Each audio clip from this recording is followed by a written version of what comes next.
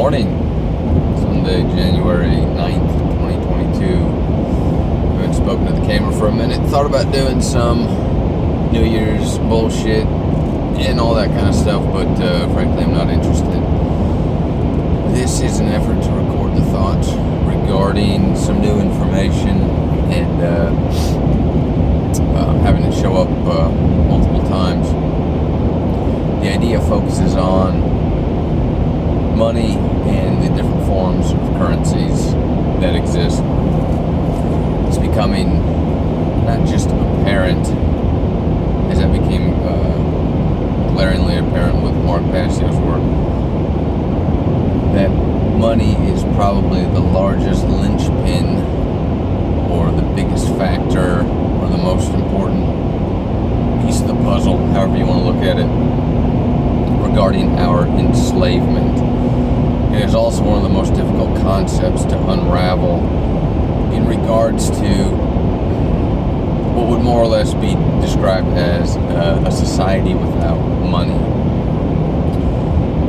And the ability to grasp that concept and then effectively describe it to other people is in this moment, like literally as I was just listening to some other information, in this moment for me, the biggest piece of the puzzle. And to be able to do that effectively, or to do that successfully with people, might be the bridge needed to be, the bridge created in order to facilitate the agreement of other people, the bringing them on board of understanding everything we're trying to teach here. So to back up a little bit, to preface this for anyone that might be new to what I've been yammering about, trying to describe to other people, trying to describe to you that our existence fundamentally as it is now in this 5 sensory world that we're living within the systems that have been created is not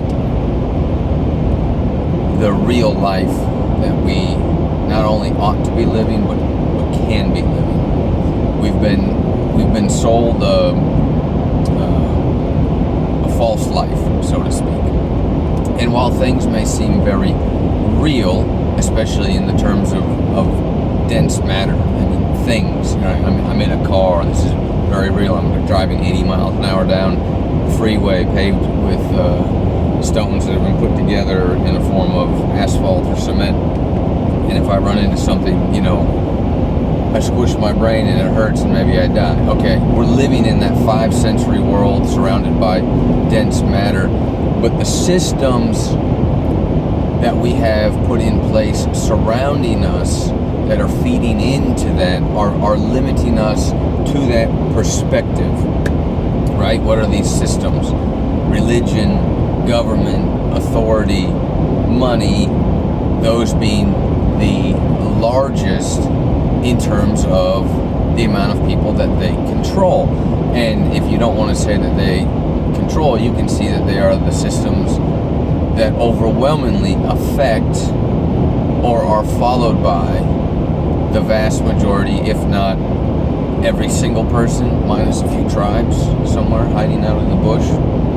Okay, so those are the systems that are not only constraining us to live in this 5 sensory world, and I do recognize, and we're not going to get into the science of it, I do recognize that if I have a car accident and I squish my brain, that this form of me, this material representation of dense matter, ceases to live as we know it, but we're not going to go down that rabbit hole, but only use that as a stepping stone to preface the other worlds in which we exist, the emotional world, the spiritual world, the mental world, the existence of spirit as it progresses after death in the material world, off into what some people would call heaven, but what we'll just call the perpetual existence of the soul.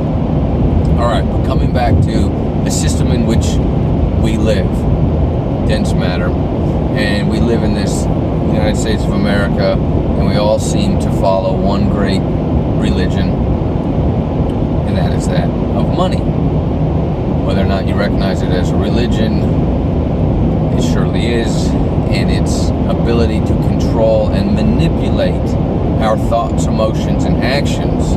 That again, of course, being the real Holy Trinity, our thoughts, emotions, and actions, is, I would venture to guess, if there was one thing that people knelt to faster, or was the pinnacle of why they're doing things, it's going to be money more than anything else. And it's not just because of the freedom we think it can buy us, but because of the other systems that have been put in place that buffer and support the necessity of this money, right? Why do you go to a job? Well, most people go to a job because they have to earn a living. Listen to that expression, earn a living, instead of just living. Endowed with the right to pursue happiness independent of some sort of piece of paper. They have to earn a living to buy food and whatever everyone's justification is for getting a job. And there are a handful of people that pursue endeavors of just interest, but they're still trapped by the machinations of the system in which most of the money is being spent on.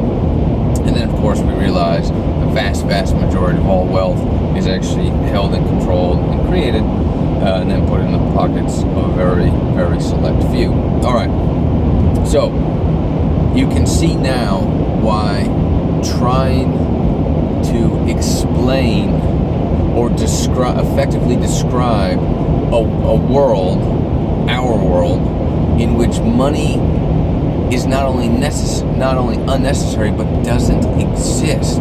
It's like a utopia so distant that it's hard for us to conceptualize, to really grasp what that looks like, because you kind of keep bringing yourself back to this programming that we have of the, well, what about this, and how do we do that sort of thoughts, instead of allowing yourself the ability to envision what that world looks like, because you want to know, well, how do we manage, and then fill in the blank, this transfer of our activities, and how do we account for what we're doing? And that's why the premise of a race of us humans that are living at a state of elevated consciousness, those actions, those events in which you're trying to reconcile, how do we manage and account for that? They don't exist because they are in and of themselves not necessary. If you could imagine, I don't know, the most elevated person you know of in history, maybe that's Gandhi, maybe it's the Buddha, one you can kind of wrap your mind around, maybe it's Jesus Christ. Okay, that's a good one, especially for people here in America and people of Judeo-Christian lineage. Imagine a world, let's make it a small world, small planet, and there's 10,000 people, that's pretty usual, and they are all Jesus Christ. All Jesus Christ. How do you think they would interact with each other? I bet it would be peace, love, and harmony. Okay? And it doesn't really matter the time period. You can pick now, you can pick when he was alive. The point here is to try your best to imagine the interactions among people within the human race that are of an elevated consciousness. And suddenly those, well, how would we, and fill in the blank, dissolve because you aren't worried about whatever it is, protecting yourself, eating enough, because everyone would be living in this state of heightened love where if there was any issue, it would become immediately resolved because of the generative principle, because of the care emitted by the other people in that society. Okay? So that is a good representation of what I'm trying to describe of what it would be like to live in an elevated state of consciousness. And we can do that. We absolutely can get there. Do not be sold the lie that we can't. The reason that lie seems so easy to buy is because of the systems that have been created to manipulate us into not understanding that. All right, and I'm not trying to get off too much of a tangent so much as I just had a breakthrough in thought regarding money, and I've recognized that not only is this the biggest religion of control, but this is probably also the most difficult concept to unravel for people in regards to explaining this bigger picture of how we get from here to here. And I'm not even going to jump into the digital currency or the Bitcoin spectrum of things. The little breakthrough here was I read an article from permaculture, regarding permaculture, that was sent to me by a friend just yesterday, even though I got it a couple months ago. And in it, they were talking about the steps taken to assess your land for permaculture. And they wanted to bring to the forefront people also remembering to account for themselves. It's like they're always so focused on the slope, where the sun is relative to where the structures are being built, the plants going in, all these kind of things regarding the land, the geography. And they said, don't forget to account for yourself. And in doing that, they wanted you to make lists of different things. But I remember one line in particular of how it wanted you to write down and account for what your, maybe it was phrased as what your wealth was, but not to just look at what was in your bank account, but to consider your relationships, your health on all the spectrums, emotional, physical, spiritual, and all these other facets.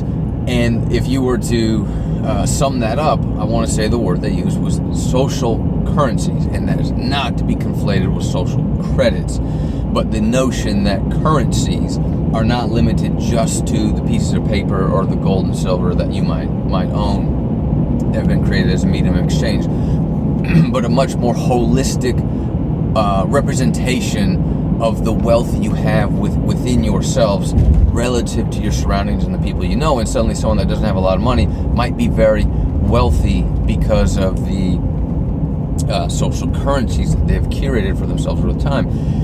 Okay, take that. And then I was just watching these short videos by this brilliant content creator who really grasps the similarities in Passio's work that I've been yammering on about.